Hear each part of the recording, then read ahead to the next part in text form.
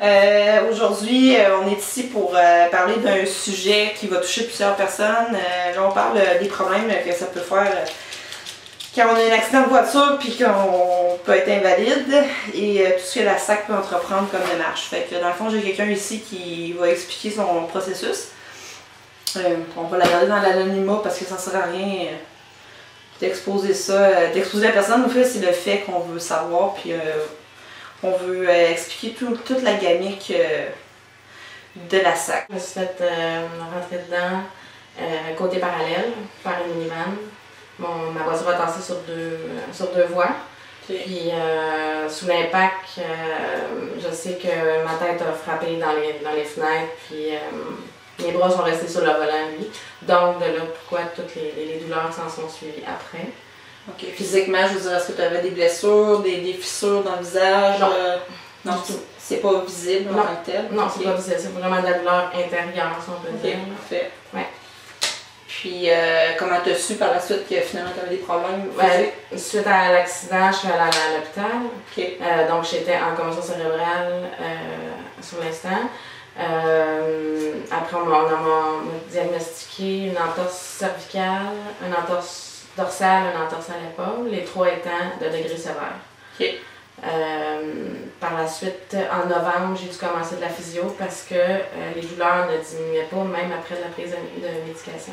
OK. Médication, c'est des anti-inflammatoires? Anti-inflammatoires, antidouleurs. OK. Fait que, donc, voilà. Fait que j'ai eu tout ça à faire. La physio à raison de 4 fois semaine, à raison d'1 heure par rendez-vous. Fait que tu peux pas travailler? Non, je pouvais pas travailler. Évidemment, j'ai été en arrêt de travail immédiatement là, à l'hôpital après l'accident, on m'a mis en arrêt. C'est qui paye quand tu es en accident de travail? Travail, excuse-moi. Je reprends. En accident de voiture, je veux dire, si t'es pas au travail, fait que comment ça fonctionne? Faut que ça, c'est une demande à la SAC. OK. Donc, tu as des gros formulaires qu'il faut remplir avec des preuves, des ci et des ça, tous les diagnostics qui ont été faits. Okay. Par la suite, ça prend quand même un mois et demi avant qu'il y ait un montant qui rentre. Peux-tu demander de l'aide sociale pendant ce temps-là ou quelque chose? Moi, j'ai eu le droit à ce moment-là parce que je travaillais. Okay. Quand j'ai eu l'accident, j'avais un travail. Ouais. J'ai eu le droit à du chômage maladie. Par contre, on doit le rembourser. Quand on a notre chèque de la SAC, on doit rembourser. Un peu comme l'aide sociale quand tu as le droit au chômage. Voilà, okay. Exactement. Excellent. Puis là, j'ai vu une grosse gamme de spécialistes. J'ai fait beaucoup d'examens physiques. J'ai eu un IRM, j'ai eu une scintigraphie osseuse, j'ai eu des examens en neurologie. J'ai rencontré une physiatre, j'ai rencontré une autre physio qui était spécialisée dans les troubles dans lesquels j'étais. Okay. J'ai eu de la physio de novembre à début janvier. Ensuite, en janvier, la SAC m'a exigé que j'aille dans un centre de réadaptation physique qui est géré par eux. OK. Donc, garde le contrôle. Puis... En effet, les employés sont payés par la SAC, CSST et tout ça. Donc, à raison de 6 heures par jour, 5 jours semaine, il fallait que j'aille au centre là-bas. Le centre, c'est intensif. Très intensif. Ouais. Très, très intensif. Dans le fond, c'est une salle de gym. Puis, à ce moment-là, on doit faire des exercices comme dans un gym, lever des poids et tout ça. Puis, quand on a mal, puis on le dit, c'est l'erreur, j'imagine, parce qu'après, ils nous font rencontrer la psychologue qui est payée aussi par la SAC pour nous dire que c'est dans notre tête. T'as pas mal. Non, j'ai pas mal. Que c'est impossible que j'ai mal. Après le temps que je suis là, c'est impossible, c'est dans ma tête, j'ai peur d'avoir mal. C'est fort, hein? C'est gros. Ouais. C'est énorme. Mais là, t'as été là combien de temps? 2 mois. OK. Puis eux, ils trouvaient la SAC, 2 mois, ça suffisait pour te rétablir puis d'être capable d'aller sur le marché du travail par la suite? Oui, par la suite, ils m'ont dit que je devais aller en retour progressif à mon travail. Okay. Sinon, bon, évidemment, si je n'allais pas au centre, le temps qu'ils m'ont demandé de le faire, ils coupent nos indemnisations. Bien sûr, ouais. Après, ils m'ont envoyé en retour progressif et si je le fais pas, là encore, on coupe les indemnisations. Mais justement, les effets physiques, ouais, y a-t-il d'autres choses? Ben, en fait, en mai, quand je suis retournée au retour progressif, j'ai fait 3 jours. Après, je suis allée à l'urgence et c'est là que l'urgentologue, si je pouvais, j'irais lui dire merci parce que c'est lui qui m'a vu juste en voyant ma position physique. De quoi que je souffrais depuis tant de temps. Donc, on part d'un accident d'octobre et enfin quelqu'un qui voit ce que j'ai en mai 2012.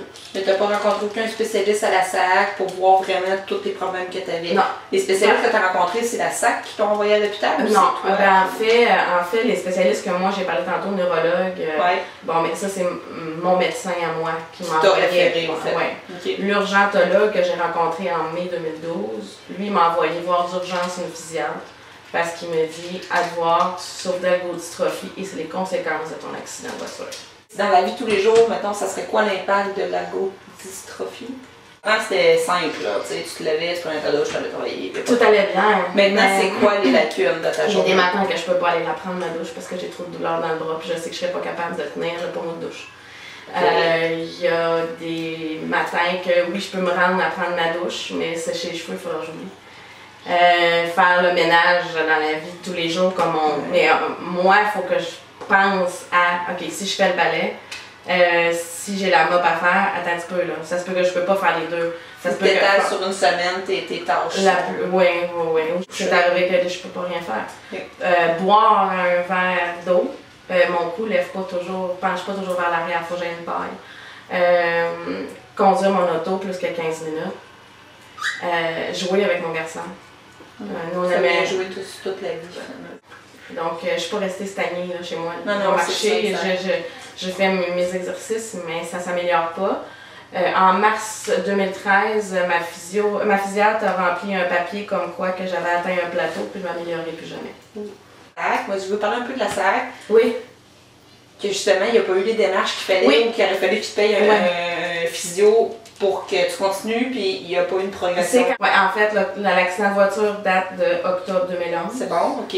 Je suis allée au centre de physio de la SAC à partir de janvier 2012. J'ai fait de la physio entre-temps. Quand j'ai commencé mon centre, à la fin janvier, mon médecin de famille a appelé mon agent de la SAC pour lui dire qu'elle soupçonnait que je souffrais d'ergodystrophie. Qu'elle aimerait que je sois expertisée en ce sens-là. Et mon agent lui a répondu que c'était impossible que je ne souffrais pas de ça, que j'étais une mère monoparentale puis que j'aimais mieux me faire vivre par la SAC que de retourner au travail. Tu peux-tu répéter, s'il te plaît? Je m'excuse, mais je pense que j'ai mal compris. En mai 2012, la SAC a demandé à ce que j'aille voir un expert. Expert qui est payé par eux. Donc, une expertise qui dure à peu près 1 heure. Qui au final détermine que je suis 100% parfaite, que j'ai aucune lésion, aucune séquelle, que je peux faire 45 heures semaine dans mon domaine. C'est sûr qu'évidemment, les experts que la SAC engage pour faire des expertises sont payés par eux, donc c'est un gros bonus qu'ils récoltent. Okay. J'ai vu, moi, pour la plupart, c'est des orthopédistes. Okay. Ils travaillent en hôpitaux ou peu importe quoi, là, mais ils ont des journées consacrées pour les expertises que la SAC les engage. Là.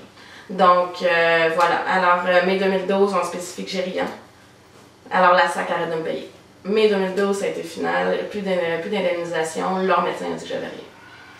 OK, fait qu'eux, ils ne prenaient pas en considération, toi, tes médecins, puis tous les spécialistes que ton médecin, pardon, puis tous les spécialistes que tu as. Non.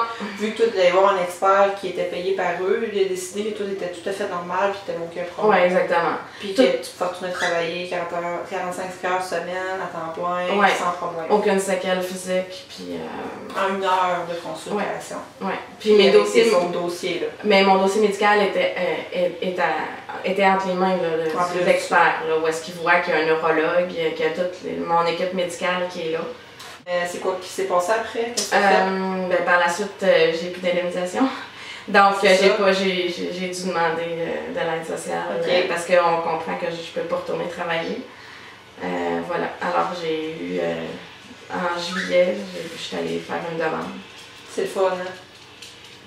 Non, ça fait mal. Ça fait mal à l'orgueil. Voilà. Ouais. Mais quand on n'a pas le choix, on n'a pas le choix. C'est ça. Puis, est-ce que ça suffit l'aide sociale pour vivre? Non. Ben pour vivre, on s'entend là. Pour survivre, là? Ah, même pas pour survivre. Même pas pour survivre? Non. OK. Est-ce qu'on peut te demander tes prestations, c'est combien? 4,45. 4,45.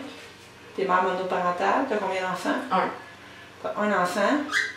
Un loyer. Des comptes. Des comptes. De la bouffe, du linge enfant, l'école. Les frais scolaires. 440. Mon loyer m'en coûte 800. Juste mon loyer. Puis je suis seule. Moi, je trouve ça cher. J'ai eu en octobre de 2013 d'ailleurs un papier de ma physiciatre qui spécifie que je suis invalide à mon emploi. Je ne pourrai plus recommencer ce que je faisais. C'est clair, net et précis. Un coup de bord d'en face aussi. Aussi. Quand on aime ce qu'on fait. Aussi. Donc j'ai su, pour les gens, c'est peut-être pas comprenable, mais moi, là, je l'aimais mon travail, j'ai étudié pour faire ce travail-là. En mars, j'ai su que j'avais atteint un plateau, je ne m'améliorerais plus, que j'avais une allodytrophie qui était persistante et qui ne s'en allait plus. En plus, l'argent diminue, en plus, tout ce qui arrive, je veux dire, il y a beaucoup de deuil arrive en l'espace de 2 ans. Puis ça fait 2 ans, là, puis ça dure encore, là, on ne se le cachera pas. C'est loin d'être fini. C'est pas fini encore. Non, en juillet, cet été, la SAC m'a réenvoyé, voir. Leur première expertise équivaut à mon entorse, ma commotion, mes 3 entorses puis ma commotion cérébrale. Okay. La deuxième expertise était en lien avec l'allodytrophie. Ok, parfait. Sauf que, bon, encore là, j'étais parfaite, en parfaite condition, 100%. T'as vu d'autres spécialistes encore là qui sont payés par la SAC? Ben, en fait, c'est l'expert. Exact. Il m'envoie pas voir 40 spécialistes. J'ai vu un expert en mai, puis j'ai vu un expert en juillet. C'est des généralistes, comme un médecin? C'est des orthopédistes que moi je vois. Moi, l'expert qu'on m'a envoyé voir en juillet 2013, c'est un spécialiste du genou. Moi, j'ai des problématiques au niveau du cou, de l'épaule, du dos, du bras et de la main. Lui est spécialisé dans le genou. Comment il peut faire valoir son point? Puis il y a d'autres qui ont tenu compte de ça. Oui, parce que c'est leur employé. Dans le fond, la SAC, lui, moi, je comprends, mais il n'est pas spécialiste là-dedans. C'est tout ça, c'est tout le derrière. Ok, c'est beau. Ça donne une bonne idée de toute la marque que ça peut faire. En effet. Puis, je veux dire, quand j'ai eu mon expertise, l'expert, c'était lui-même qui essayait la mobilité de mon cou. Puis en voyant que ça tournait pas, il m'a dit il faut que tu tournes plus. J'ai dit ben c'est vous qui le tournez, vous voyez que ça tourne plus, ça tourne pas. Puis il m'a dit si tu le tournes pas plus, tu vas perdre ton permis. Ils vont t'enlever ton permis.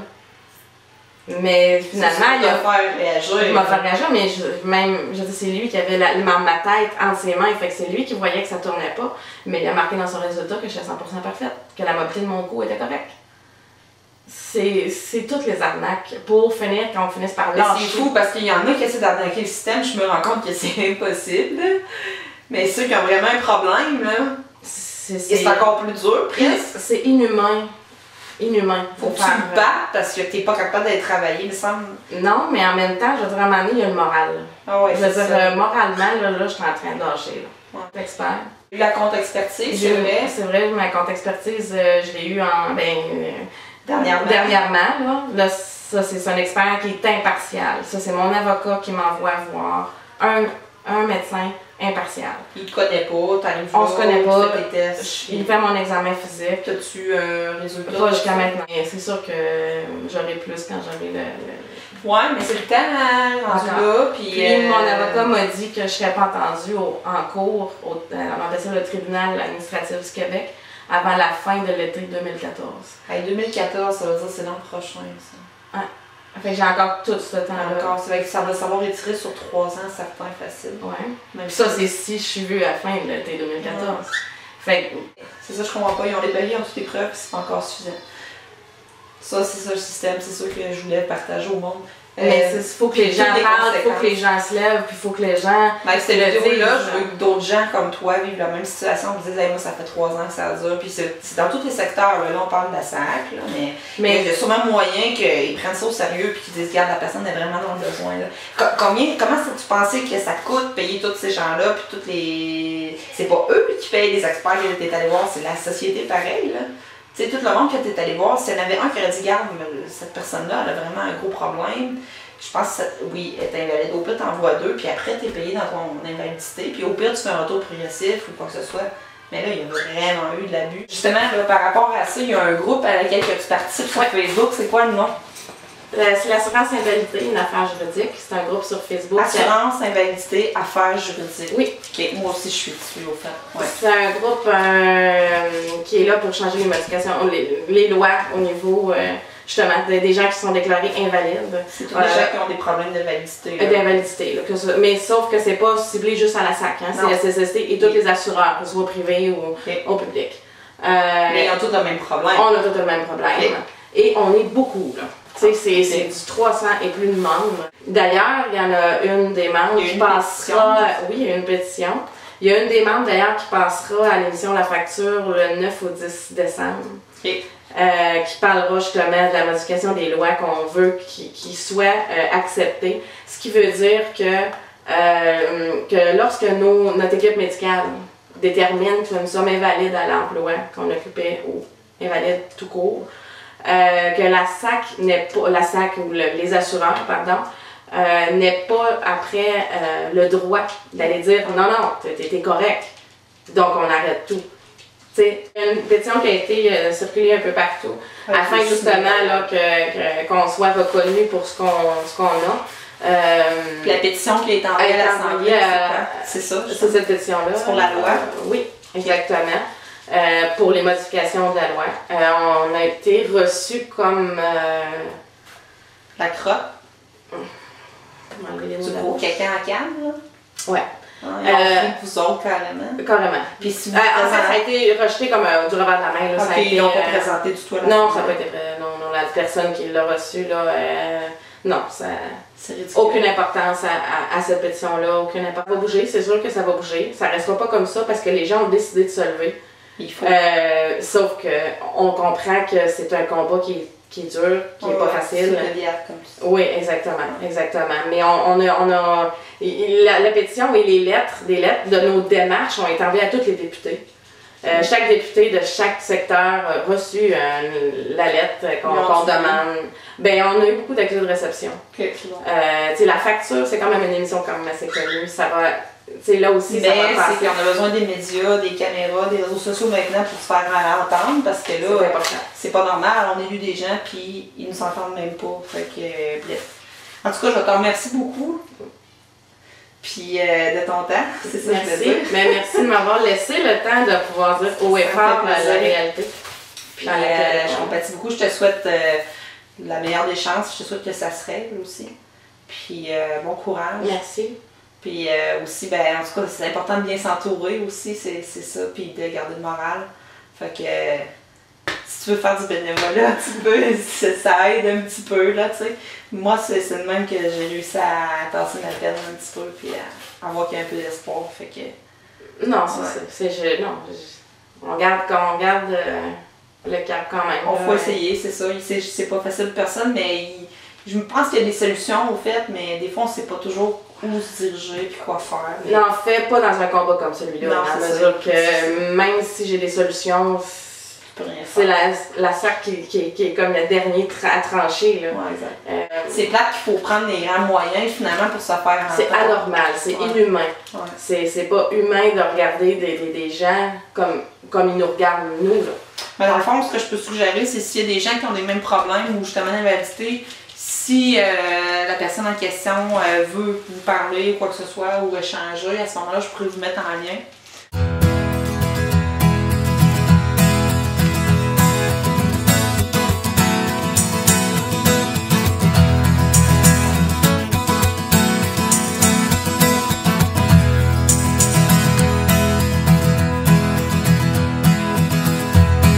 Assis tout seul dans mon salon, je lis le